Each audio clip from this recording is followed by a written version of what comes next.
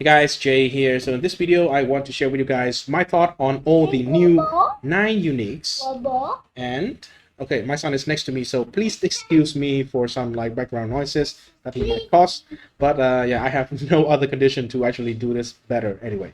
So I want to talk about all the new unique items that we have here, 9 uniques, and some of them look very interesting. Some of them are kind of whatever. So yeah, let's just get straight to it, right? I don't have a lot of time left.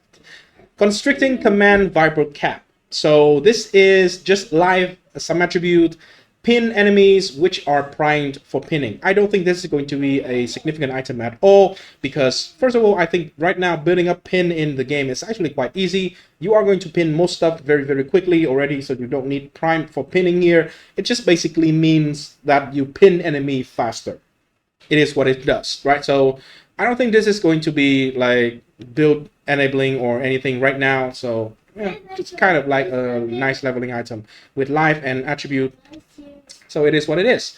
Second, this is much more interesting. So Mind of the Council, we have a version of this one in POE1, and in POE2 it kind of is the same theme, but I do think that this item has some potential for like build around. It might make a certain class that is very underused at the moment, which is the Chayula Monk, actually maybe have a viable build for once, because this one means scaling mana, right? If you scale mana, your attack costs an additional 6% of your mana, but attack also have added maximum lightning damage equal to 6 to 9% of your maximum mana.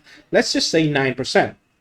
So if you stack, for example, let's just say for the sake of easy calculation, let's just say 10k mana, right? 10,000 mana, so 1% of it is 100 damage. 9% is 900 damage. Obviously, right now in the game, in order to reach like 9,000 mana, it is GG gear, but 900 flat damage with whatever weapon you are using is actually very OP. For example, we have a spear that have like 2.2 attack per second as a base attack speed, insanely good. I think Sky Sliver is the name, and you also have like a very fast crossbow that is low level that you can potentially use with this one as well. So it can enable like a mana stacking build for attack weapons. You can use bow, you can use crossbow, you can use spear, you can use whatever weapon, but I think fast weapon is going to be much better compared to just other things. Also,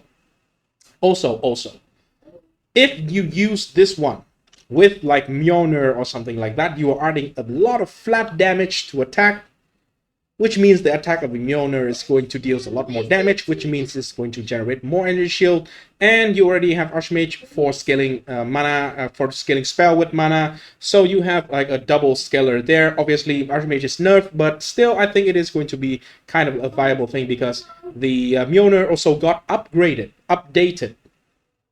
that it no longer costs mana to cast the spell that is triggering from the lightning on hit. Right now, I think it is called Thunder God's Wrath or something. Anyway, I think this is a very cool item and a very strong item. This is the kind of unique that I want to see, not this one, sadly.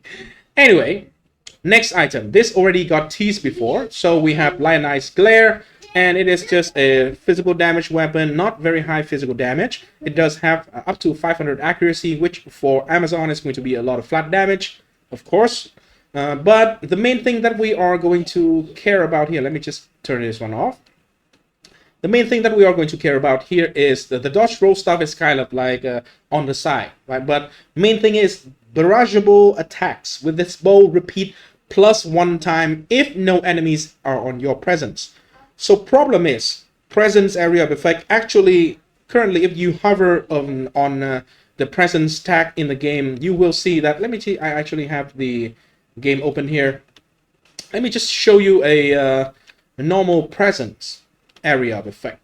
I have no modifier to presence area of effect in this character, and let me show you the presence on my character. What you can do is, okay, here you can just hover over a presence of any source of any kind in the game, and you can just see an area of effect that show you how big the presence area is. This is without any modifier. It is this big. The current only way that you can actually reduce your presence area in the game right now is going to be the deepest tower. I don't remember which tab I put it in, but it is somewhere in here. I do have one deepest tower, I do believe. Oh my god, where is it? Where is my deepest tower? Maybe it's on one of my characters. But anyway, currently the only way that we can reduce the area of effect for our presence area is going to be through the deepest tower. It is an entire synergy. So deepest tower here. Let's see deepest tower. Deepest tower, reduce presence area of effect. This is currently the only way that you can reduce the presence area of effect in the game at the moment. So this also makes enemies in your presence count as being on low life, which means you can gain benefit from a bunch of stuff that have damage on low life, like the execute, support gem, and a bunch of support, passive on your passive skill tree. Enemies has to be in the presence area to actually benefit from all of that. Well, hey, enemies has to be out of the presence area of effect for the barrage able attack to be repeat +1 time. So if you want to use Lioneye's Glare with the Beast Tower, it is an anti-synergy there. You either get +1 repeat or you get the damage bonus from the Beast Tower. So keeping the swarmy kind of monsters that we are having in the game right now outside of your presence area all the time, I think it is kind of tricky. So I'm not sure if this bow is going to be that great, to be honest, because you obviously can just have a lot more damage as a rare bow. And yeah, we don't even know if the repeat attack is going to cost additional mana as well. So be careful for the mana cost of the skill as well, right? So personally, I don't think Lioneye's Glare from all that we have right now is going to be like dominant in the meta or anything. I think people might make viable build with it, but there are like stronger option, obviously. This is my opinion, right? Fourth item, Murkshaft, Toxic Quiver. So we need to care about the bursting fan toad over here. So poisonous toad leaps toward an enemies and explode, dealing damage in an area and poison. So the toad here is cool. I don't know how it looks like in the game, but main thing is, it is just a skill that you create. Like basically, you throw a bomb and it explodes. I don't think there is anything else to it. The damage here, if you look at the damage number, it actually is quite good. So how do you get the bursting toad? Well, you just trigger the bursting toad on kill. So you cannot cast it, you cannot self-cast it. So it basically means you are having an additional source of damage on kill. So maybe if you used it with the Killjoy, for example, POE2 Killjoy, you will have 2 toads. So double the amount of toads. And let me see, here we have AoE, physical, and chaos, so it is not projectile. We cannot have any more projectiles to it, so yeah, maybe it is like a cool item that aids with clearing. I don't think it is going to have a application for like single target, and if you deal with pinnacle bosses without any other monsters nearby, you cannot trigger any on kill effect, so this might not be good in those cases. Regardless, this is a very, very cool unique items. I always like it when the unique items come with a specific skill that you can have nowhere else. Very nice item. Probably going to play around with it when it got cheaper. The last Lament. We also have this one teased already in the POE GG post. So we have Requiem here. Probably this is going to be the most important one. So from what we see here, seems like the attack speed is 400% of base. The attack damage is 300 to 930%. Holy shit, this number is insane. What? Require... Oh, okay. So I think this is like a build-up and you use this as a big boy skill. No wonder it's big number. Okay, so you cannot spam this skill probably. So you need to Passively accumulate anguish from the tormented soul. So you need to charge through killing the enemy, I believe. And yeah, then when you have the skill fully charged, you can unleash it on a boss or something. So it is a cool skill. But anyway, let's get to the other part of the bow, because this can be some interesting stuff here.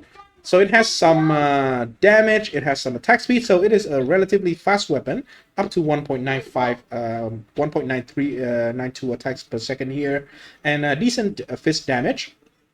We have built-in leech life, which is really good, and chance to reload a bolt onto crossbow on kill. So you can potentially have full, like, no limited armor in this bow, and I think this can work really well with two ascendancy. One is going to be the Blood Mage. No, actually, I don't think Blood Mage have that good of a synergy, because the Leech from Blood Mage is actually for spell damage. So maybe just any other class that you have some Leech life, and then the Adziri's Acuity to instantly recover your life, and I think you can just infinitely just run and shoot. So maybe that is going to be the play.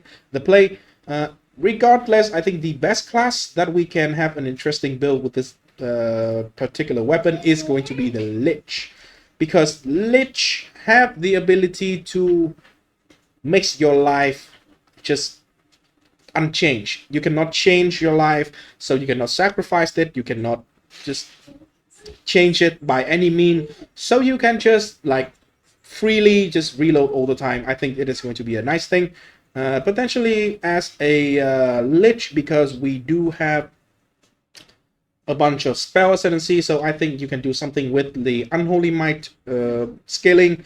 If you do Unholy Might, I am thinking about making a build with Embiter. I think that is a very cool support gem. Embiter make any source of extra damage that you have change to cold damage. So if you have Unholy Might that added extra chaos damage, that is going to be changed into cold damage as well. So maybe we will have something cool with this weapon. I do really like this crossbow. For multiple reasons, we do not have any other crossbow that is kind of end game crossbow. So this is definitely a very, very cool item. One of a kind for the moment, and I really want to play with it. I think it's going to be good. Anyway, next one is the Whispering Ice. So we have a couple of nice things here. In my opinion, if this is Ice Storm is kind of relatively the same as Firestorm, but it is cold damage, and it's scale with intelligence, sure, but I don't think this skill is going to be any good personally. At least for like clearing in general. Maybe it can be good for single target, but I don't think it is going to be any good for clearing. The reason why is the only way that you can use this item, use the skill Ice Storm, is to self-cast it, because it comes from the weapon. You cannot trigger it through any form, and therefore you have to just self-cast it. Maybe you can do a crit build, and you do like cast out crit and trigger something else. That clears a little bit better, because the Ice Storm take time. You cast it, it started raining from the sky, and it just take a delay amount of time before it actually deals the damage. So it probably is going to feel a little bit clunky in the sense that it deals damage with a little bit of delay. So I'm not excited for Ice Storm personally. However, the second one, Heart of Ice here, I think this thing can be pretty interesting if we combo it with the Titan Ascendancy. So we scale a bunch of chill effects on the skill tree, and we used it with Temporal Chain and the Blasphemy meta gem to make the Temporal Chain an aura. So I did make a Titan version that slowed the enemy with just Temporal Chain by like a 70-80%, I think, the top end. Without using it on the presence, on the Blasphemy, we actually can slow to 100%. But if we combine a, say, 60 to 70% slow Temporal Chain with the Heart of Ice aura here, you can also scale the slow from chill effect here. So we have two aura slow that just basically slow down everything in your presence area by 60%, and then this one is probably going to be like 30%. It's totally possible. So basically, nobody's moving, nobody's doing anything. So it can be something really fun. We might have the ability to do that again without like much hairier investment compared to what we used to do with the Titan and just temporal chain. So Heart of Ice, I think it's a really cool thing. Maybe, you know, it is a viable build because if the enemy is slow enough, then you can potentially just like take your time, cast the skill and whatever, right? So yeah, maybe just mark my word, I would bet that probably the first viable build with the Whispering Eyes here is going to be with a Titan. And they are going to use Temporal Chain, Heart of Ice, and then they scale Intelligence for just a bunch of damage for Ice Storm. Mark my word. Cadiro's Gambit, we are getting to the end here. So this is an interesting quiver. So they fire arrow with a specific buff in, I do believe this one is in a cycle. So it will go from Crescendo, which is 6 additional chain, and Splinter, which is splitting, reversing, so it return. Diamond is more crit and crit damage. Covetous is going to be increased rarity, and Blunt Arrow here for stun buildup. So maybe just this Covetous Arrow alone is good enough to make this quiver like worth using, in my opinion, because 600% rarity, just pretty insane. Obviously you don't have it with every single hit, but once every 2 for 6, so 1 out of 6 times you are going to have an insane boost to rarity. I think a lot of people is going to like it, especially bow user is normally the people who likes to blast and farm and rarity farm anyway, so maybe they can use that. And you can potentially have, like, if you actually count your arrows, maybe you can just time it, and then you can just pre-fire some shot before a boss fight, and then just make sure that the boss, the one ability that you want to do an insane amount of damage is going to be the crit one with crit multi, for example. So this can alternate your playstyle. It is a cool item, but personally I would not play with this one. Just personally, it's not my cup of tea at all. Right, next item, Adonia's Ego. I don't think this one is good. So it has a Pinnacle of Power. It is a buff that if you consume a power charge, it gives you 8% more elemental damage, and also costs all your elemental damage to contribute to all of the elemental ailments of Shock, Freeze, and Ignite. And you cannot get quality on this, at least right now, unless you are a Gemling Legionnaire, so the quality effect is not that big of a deal, but it is just more damage. More damage is very good. Right now in the game, you probably can stack... with this weapon, it has -1 to maximum power charge, by the way. So I think right now in the game, you realistically can stack 6 or 7 power charge with this weapon. I think it is 6, but it might be 7. With all the corruption, with all the stuff in the skill tree. So let's just say it is 6. 6 times 8 is 48% more damage. And it is a buff that lasts for 5 seconds per power charge consumed. So if you consume 6, that is 6 times 5, so 30 seconds, which is a relatively good amount, and you have a 4-second cooldown. So if you want the uptime of this buff to be all the time, it kind of is already like 90%, 80% of the time. So it's pretty good. But the main trade-off is, compare this to a normal wand. You are sacrificing, first of all, an insane amount of elemental resistances. This is all elemental resistances. So with 6 power charge, you are losing 60% of all of your elemental resistances. That is just an insane amount of resistance. So it is very, very problematic. Cast speed is nice. +3 to all spell skill is nice, but it is not +5. In a wand, you can have +5, so you are sacrificing basically 2 levels. And then some mana, okay, but you have no increased damage. So compared to just a regular wand, I don't think this is going to be competitive in any endgame build at the moment. Maybe if someone find a really cool way to build around the Pinnacle of Power, it might be cool. But I personally don't think this is going to be that relevant. Right. And last but not least, Palm of the Dreamer. I think this is probably the craziest item in this list.